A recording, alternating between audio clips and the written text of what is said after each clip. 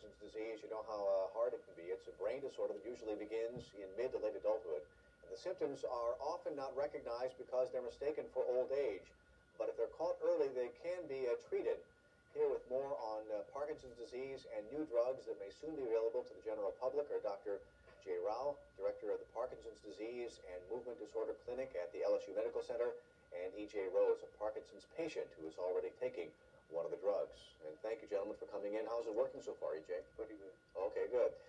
For those who don't know, Dr. Rao, Parkinson's disease is a neurological disorder? Yeah, and what happens?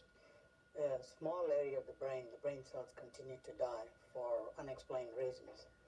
And these neurons release a chemical called dopamine. When you don't have that, your thinking becomes very slow, your movements become very slow, you start shaking, and you can't get up from the chair, get out of bed.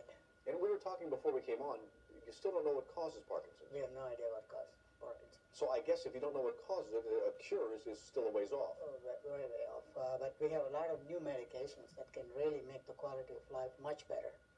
And EJ is a good example of that. And now, EJ, how old were you when you first got Parkinson's? Well, that's about... Or first diagnosed? 4 years ago. And now, what happened to you? Very simple. My left arm started, shaking and all that. And then did you wonder, you're thinking, like, what's going on? Yeah, right. I didn't know what it was.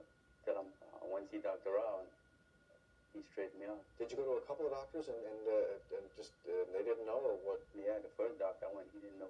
Okay. What was wrong. And is that common in Parkinson's? Because it can be mistaken for other things.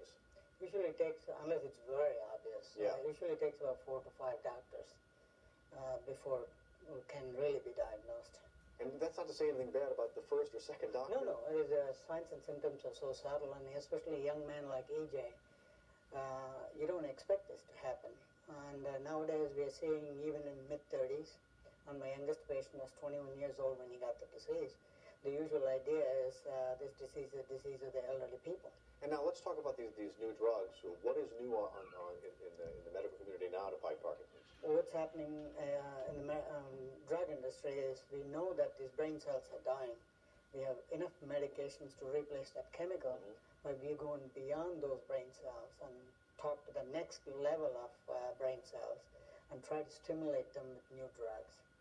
And this seems to improve the quality of life of these Parkinson patients much better. Now, is this something going on at LSU or other institutions around the country? LSU is part of a major team, about 20 or 30 centers in the country. We are called as Parkinson Study Group. We join hands and then do the research nationally and internationally. And now, is Parkinson something that will subside over time with the use of these drugs, or it's something you're with the rest of your life? You are with it the rest of your life, but the quality of life is much better. Life is never normal with a disease like this, but reasonably normal life is possible with these medications. And now, in this study, is this available to anyone who wants it, or is it something that... Well, we need to do screening and find out who are the appropriate patients for this.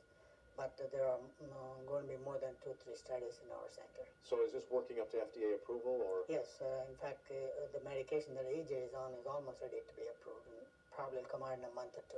And now, what has this done for your life, EJ? Well, it improved the quality, And everything feels like pretty normal now again, huh? Well, not normal, but much better than it was. Right. I had trouble sleeping at night. The whole bed used to shake. And now, if somebody has Parkinson's and wants to be part of the study, can they be? Yes, they can call us at LSU, and we'll look at them and screen them and see whether they're eligible for it. All right, and I think we have a phone number that we can give out. If you want information about Parkinson's and the new treatments that'll be soon on the market, there'll be a seminar tomorrow at the Doubletree Hotel. For more information on that, you can call 568-6554. They'll be glad to help you. The seminar at the Doubletree Hotel tomorrow, noon till 3 p.m. Doubletree at Metairie. Oh, in Metairie. Okay, thank you very much. That's the one out by the lake. Okay, thank you. And thank you, EJ, for coming in. We appreciate it. 7:20.